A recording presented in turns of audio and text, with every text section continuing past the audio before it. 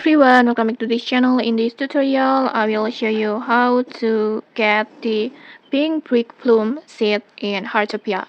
So right now Heartopia has a new event that called Modular Street, and in this event Heartopia introduced a brand new flower that called Brickbloom flower.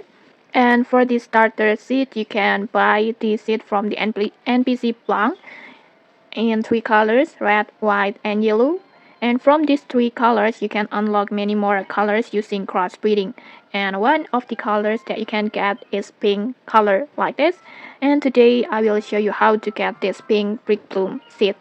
First, make sure you already have the red, white, and yellow color that you can buy it from the NPC plant.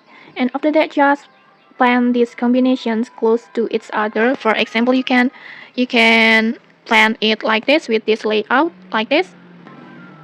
Just place them side by side like this, like the red near the white one, and then red near the yellow, and yellow near the white like this. You can just copy manually layout like this, and after planting just water them and wait until they bloom like this. And then after they bloom, don't harvest the flower yet, just keep watering daily, and then you will and then eventually you will see a floating seeds appear above the plant. That means crossbreeding work. And usually these crossbreed seeds will appear in the morning after the game reset. And to speed it up, you can ask your friends to help water your plants. Because from experience, this really increases the spawn rate of these crossbreeding seeds.